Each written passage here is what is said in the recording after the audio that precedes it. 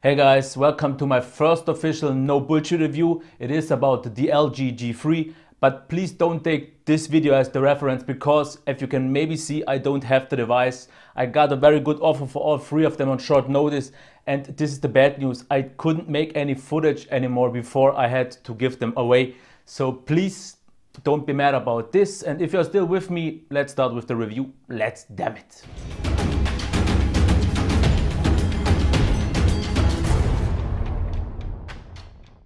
As always, let's start with the design and the build quality, and the big plus we have to mention here is the size and the weight, because the device is very lightweight and is also very compact for a 5.5 inch device. It is definitely on the market the most compact 5.5 incher, and therefore it feels very good in the hand. All the curves around are very good. One thing I don't really like so much is this border all around in the middle of the device, because if you have it with your pinky, you will slightly notice this border not really being sharp or anything, but it's necessary in my opinion. It's a design thing, but doesn't really improve the handling of the device. But otherwise, the weight distribution is very good because the device isn't really long, and therefore, since it's not so tall, it isn't top heavy. So weight distribution is fine, feel in the hand is fine, absolutely nice. And I would almost say the best, but there is one better, and I will talk about that later. About the back finish, we have this metallic fake brushed aluminum finish. It feels very good. It has a good amount of grip unless you don't get sweaty or greasy hands, because then it can get a bar of soap. If we now want to talk about the ports and the buttons, one thing I like is the headphone jack at the bottom, because if you put your device face over downwards in your pocket, you have the headphone jack at the top, and this is nice. This is definitely a small solution. This is how it should be in my opinion. The other thing are the back buttons. I think they are no problem. They are very easy to reach, quite convenient to get a hold to. The only problem is if a device is laying flat on your table, it's a bit tricky. Sure, you have double tap to wake, but what about if you want to change the volume? You have it in your notification tray, but turning the device off just isn't possible. You can use double tap to sleep, but then you have to jump to the home screen. So this is a small little drawback of this otherwise good idea.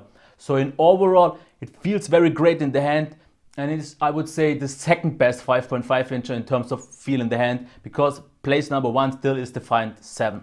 Let's talk about the display. We have a 5.5 QHD 2K display, which is hyped in the news, in the media, everywhere. It's the hyper beast of this device and should be the biggest selling point.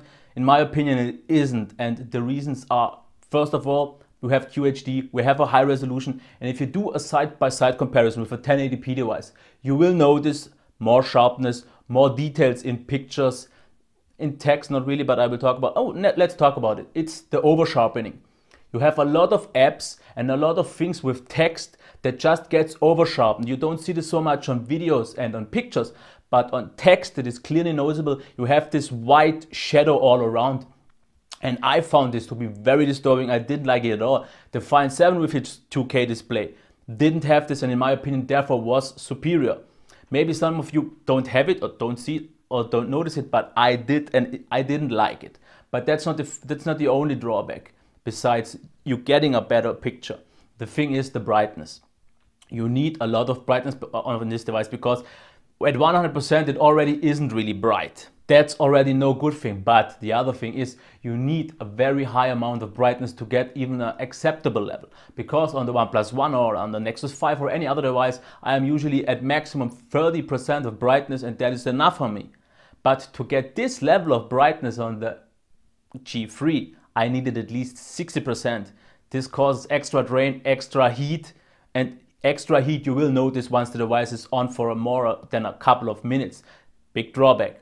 One of the also bigger drawbacks is the white level, because I can't call it white. For me it was yellow in a side-by-side comparison. That's the one thing you have to remember. If you do a side comparison with a really neutral white device, like for example my OnePlus, you will definitely notice the yellow white. You can see this in my unboxing video.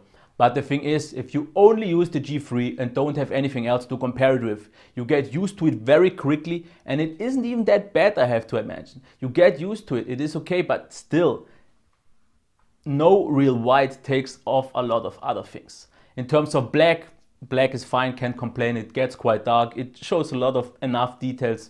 The colors are good, but I think they lack of a bit pop and vividness. They seem a bit dull in overall. And then there is also one thing, you have color settings, and it's too bad I can't show it, but it is like this. You have one circle you can move around to change the contrast and the hue. But the really important things like white balance or maybe saturation are missing, because only with the contrast you can change the picture to get more contrast, but you can't really use the hue because then you get immediately different colors. So in overall, to sum up the display, very sharp, very detailed, but no brightness. Your viewing angles were okay in overall, and the white was pretty poor. So in overall, very sharp display, but not more than average after all.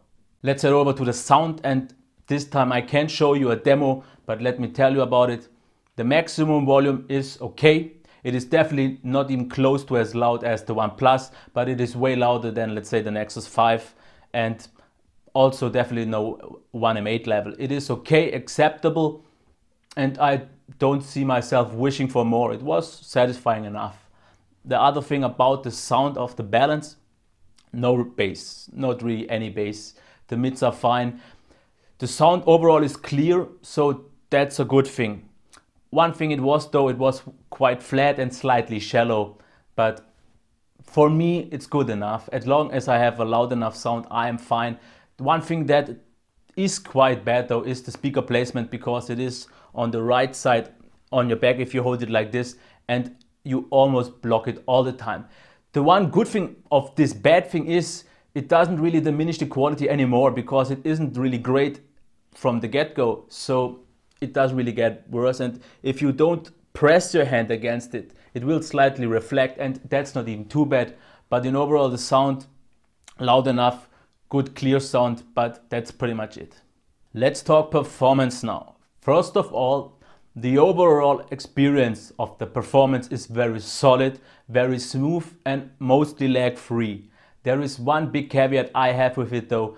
You don't have any 60 frames per second smoothness. For me it feels like 40, 45, 50 at best, but you will notice, and if you are a gamer you know how much difference 15, 20 frames can make. So as I said, everything is smooth, but never has this super smooth feeling. And that is one thing I was missing already on the Find 7, and I'm missing it here as well. So things are fast, but not super smooth.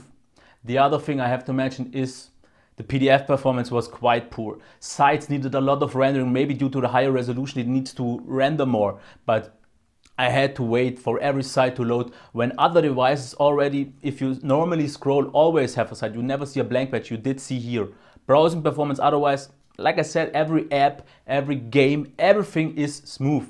I don't really have to go into detail, but not 60 frames per second smooth.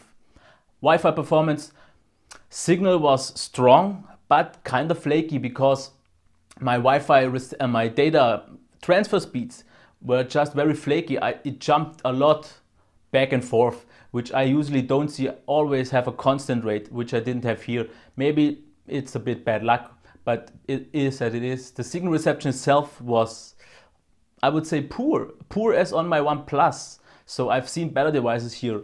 It didn't have any real trouble with the reception, but it wasn't just the strongest one. So in overall, the performance is on a very high level, but definitely no flagship level in terms of speed maybe, but just not because of the smoothness. This diminishes for me the overall experience. Battery life is always a pretty crucial factor on every smartphone, and my thoughts on this: first of all, the full charge needed less than 2 hours, maybe 1 hour 50, which is a very good value, the second best after the Find 7. Pretty impressive. Battery life was less impressive though. I got on different tests, and just to get a few examples, I got through a normal day barely 4 hours of screen on time, barely, with those mentioned 60% of brightness, but this was with not really a lot of standby. I did also one test how much screen on time I can get at one time, and it was about 5 hours, but then I only had like a total time of 7. And 6 hours would be possible, but maybe in 6 hours of use, I think you could kill the device. And you maybe also need to lower the brightness. Like I said, you need 60%. With 100% brightness, I got like slightly over 4 hours in a hardcore test.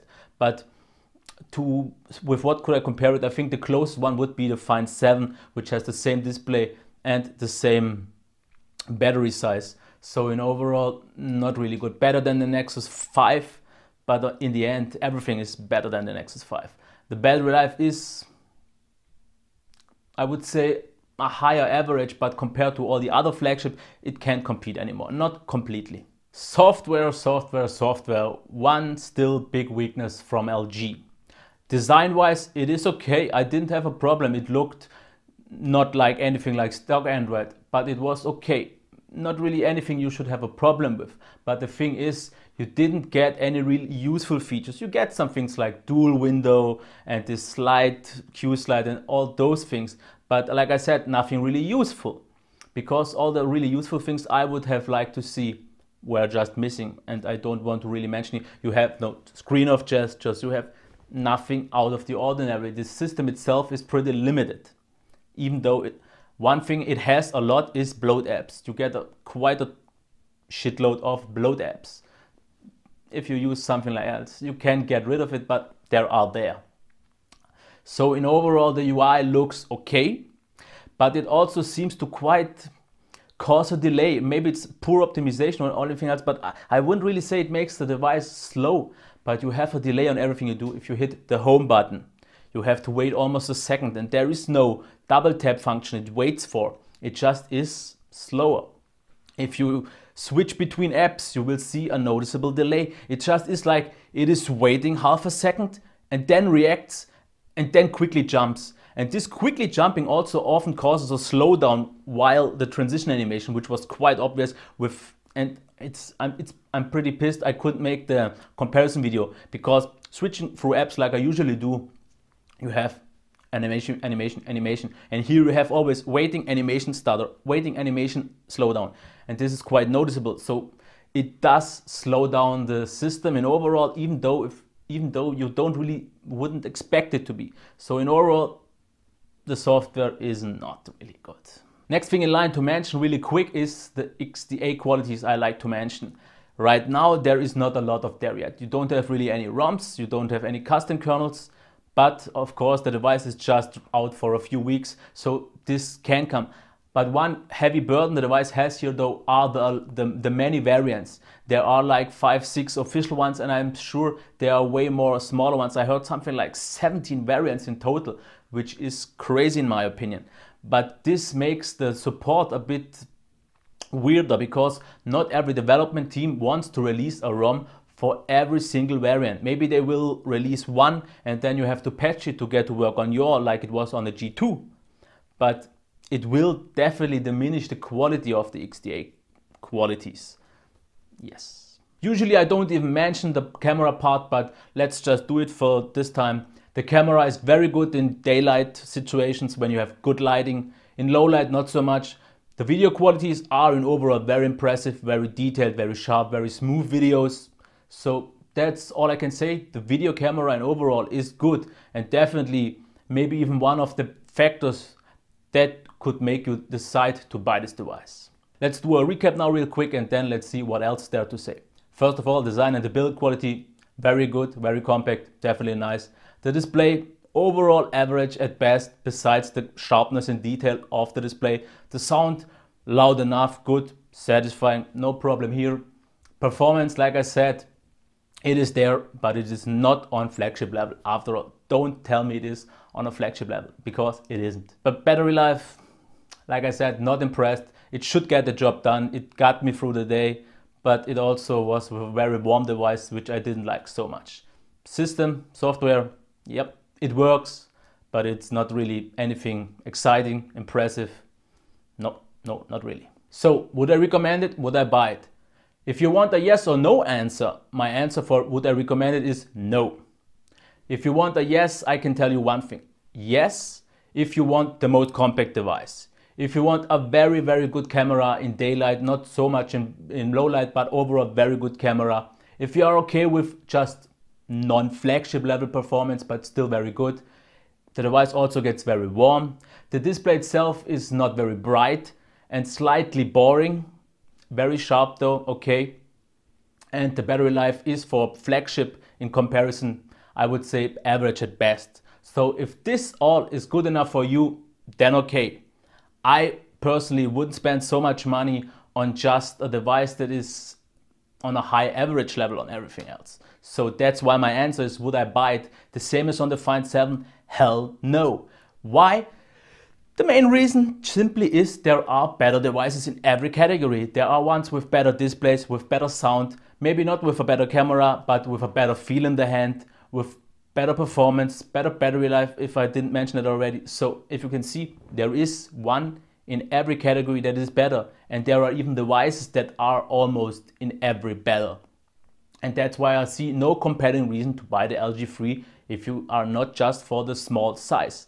But in the end, another 5.5 inch like the OnePlus or the Find 7, yes, it maybe is bigger on first sight, but after a few days the difference doesn't really make any difference for me, and that's why I say no. So that's it for my review of the LG G3. If you liked it, give me a thumbs up. If you didn't like it and if you disagree with my opinion about the LG G3, please let me know why. Don't just dislike it, because I want the reason why you think it is the best device. Because personally, I just don't see the appeal besides the very nice feel in the hand and the compact form factor. That's about it. Okay, until next time. Bye.